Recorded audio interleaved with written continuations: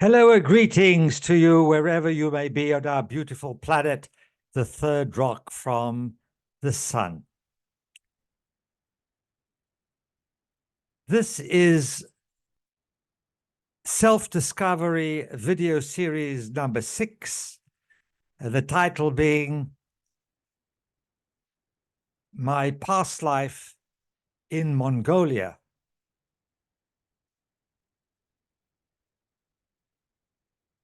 This past life occurred something like 1,500 years ago, maybe even longer. I didn't get a date. But it's very interesting to note that when I was in Las Vegas, Nevada, which is a very interesting place, people regard it as Sin City, you know, the gambling capital of the world. And well, there's two sides to the coin. And the other side of Las Vegas is that it's highly, highly spiritual, with many, many people who go there seeking to develop their innate human potential and consciousness. Las Vegas, actually, originally, being in the desert, was a holy ground for the Paiutes nation, Native American nation. And they would go there to practice their medicine ways, because the desert is fire energy, and fire energy is excellent for healing, for burning out that which you don't want. It was also a sacred burial ground. There was an area there. Anyway, Las Vegas was created in the early 1900s, 1940s, something like that. And I found my way there, strange as it may seem. And I joined a spiritual group, and I'm going to make videos about that soon. In particular, there was one group that was incredible. And it was here that I made various contacts all over, around and about, like Arizona, New Mexico.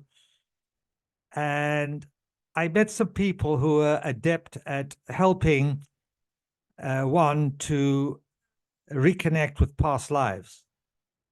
And I went to visit these people, and I had some incredible experiences. I've also experienced past lives in other ways with other catalysts and other catalytic events, about 53 past lives. Most of them I don't remember anymore. The more memorable ones I do remember. And this one in particular was extremely interesting. I went into an altered state of consciousness, and I entered a different timeline. I'm not sure if it was past, present, future type of timeline or a different reality, because there is a school of thought that past, present, and future are all occurring at the same time, and that the average person's perception of time is not correct, because time itself is an artificial construct to suit us for one reason or another.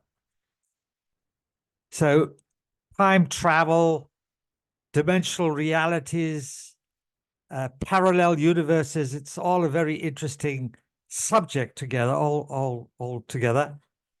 And I cannot really say that I know a lot about it, but I have had experience in those areas. So I feel this was a past life. And I was able to have this awareness of looking down on a scene. And the scene was somewhere in Mongolia, outer Mongolia, perhaps, very desolate. And I was the son of the chief of a particular clan, and I was looking down on the yurt, the circular uh, tent-like construct made out of animal skins and what have you. And the yurt was held up with guy ropes, and inside there were poles that held it like a tent, but it was round. A yurt. That's where the concept came from, Mongolia, yurts. Y-U-R-T. And I saw myself.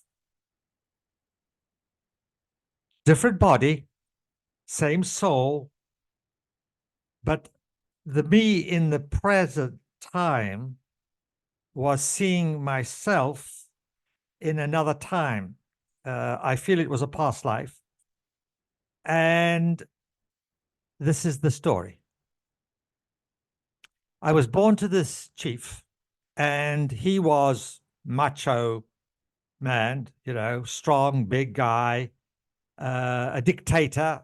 His word was law, not that intelligent, big ego, patriarch in a limited fashion. And I was interested in art and astronomy. And my father told me to let that go because that was for babies, for women. And that I was going to be taught how to be a warrior. Oh, a warrior. He wanted me to be a fighter. He wanted me to be like him. Well, you don't argue with somebody like that. So I allowed myself to be trained. First of all, I became an extremely adept horseman. Most Mongolians have a love affair with their horses. They love horses, and they are usually extremely wonderful, expert riders. So that was not a problem. I became an extremely good horseman. And then he wanted me to learn hand-to-hand combat with the sword and various other weapons of war. And funny enough, I excelled at that too. In fact, I became so adept that I actually challenged my father, challenged his ability. I actually exceeded his ability. And in addition to that, I was compassionate. I listened to the people when they had a problem. They tended to come to me rather than my father because he didn't listen. He just, you know, I listened, and I usually was able to sort out an amicable, equitable solution, and everybody loved that. So they began to prefer me. Well, my father didn't like that. He was losing face. So eventually, one fateful night, I saw myself exiting the yurt, and I turned to the left and came round the yurt and stood by the guy ropes. I could feel the guy ropes on my leg, and I was looking up at the stars because I was very interested in astronomy, planets. I'm not sure if I was interested in astrology, but certainly astronomy. And at the same time, the real me was observing my other self standing there by the yurt. And the real me, the present me, observed my father, the Mongolian father, also exit the yurt very quietly. And he turned to the right and came round the yurt, the other side. And he came up to me at my back. Now, he was a very good fighter, and he was able to to walk very quietly. I didn't even know he was there. And he took out his knife and he plunged the knife in my back and killed me.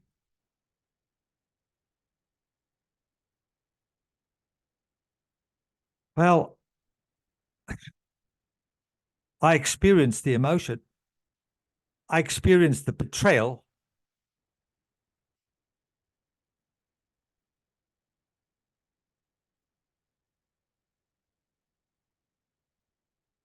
And I wondered what the lesson was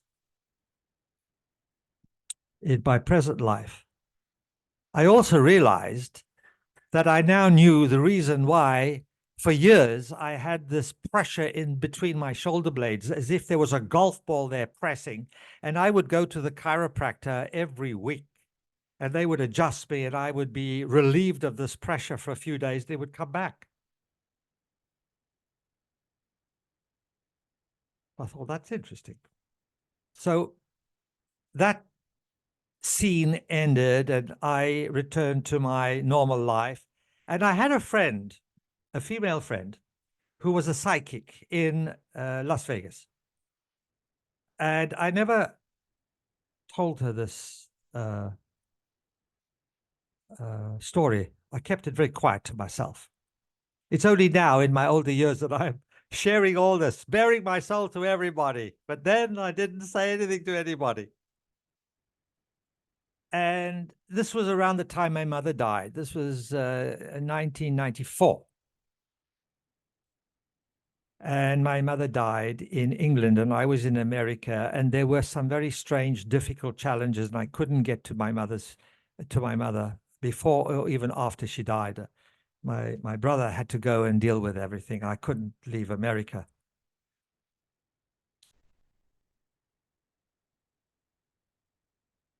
So I approached my psychic friend and I said, look, I feel terrible that I wasn't there for my mother.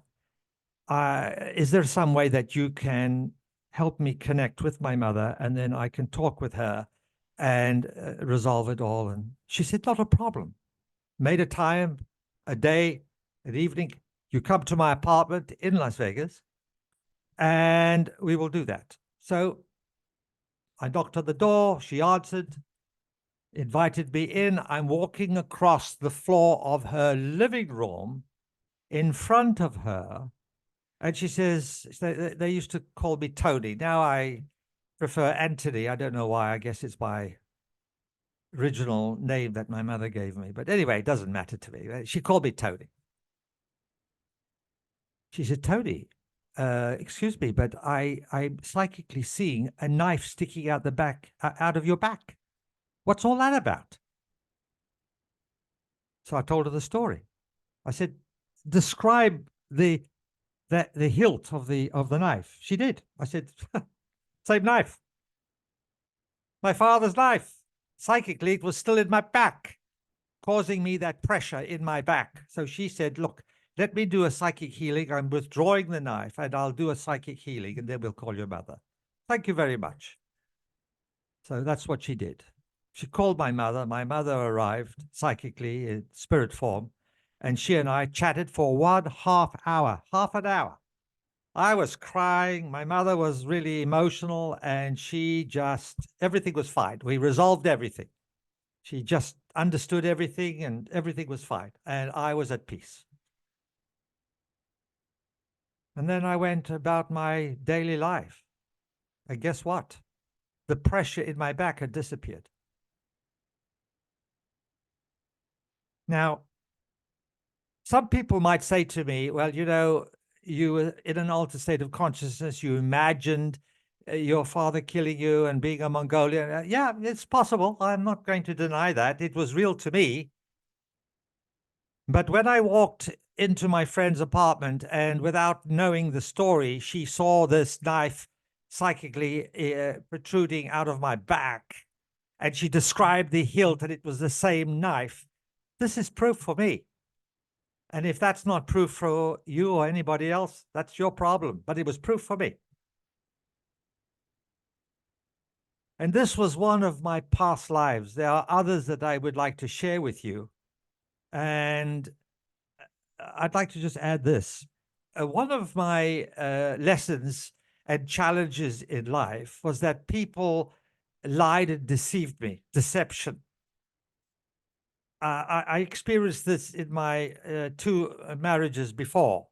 I experienced this with members of my family and friends, and it was all meant to test me and to help me overcome that which I did not resolve in previous lifetimes.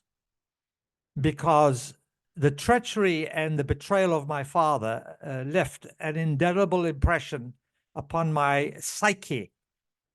It followed me from lifetime to lifetime, and I was never able to let that go until having had that experience, and then that psychic healing and my own other healings that I have done.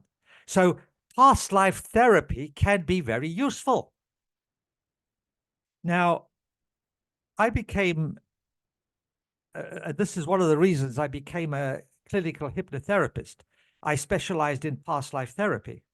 And my hero was Dr. Brian Weiss, a New York psychiatrist who, he was a doctor, psychiatrist, scientist, you know, he wasn't interested in past life stuff. And he had a patient called Catherine, and try what he did, what he may, he wasn't able to help her for, I think, 9 months. She had various dispositions that caused her to go and see him in the first place.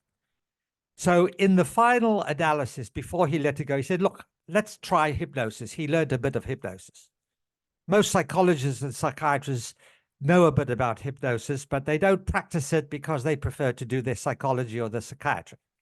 So he said, look, let's just try. So he induced a trance, and she immediately went into a past life, and boom, boom, boom, boom, boom, all the issues came out and she was healed.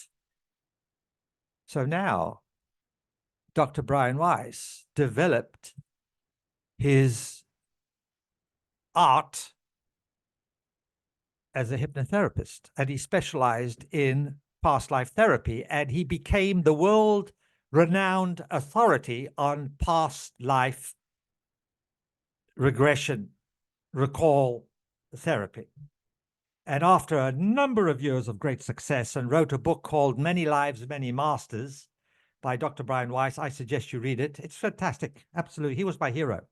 And then he progressed to future life progression, where he was able to help people who didn't know what to do about certain things, making a decision for their future, to hypnotize them, and that they were able to see a future life possibility. And they were able to make decisions based on that. And he became an expert in that. Incredible. So learning about your past lives can be extremely helpful in healing what you may have brought with you into this life. Well, this is a little bit different. As Al Jolson used to say, the American crooner of the 20s, 30s, 40s, you ain't heard nothing yet. I've got more to tell you. Thank you for joining me on this road less traveled, and I will see you next time. Thank you.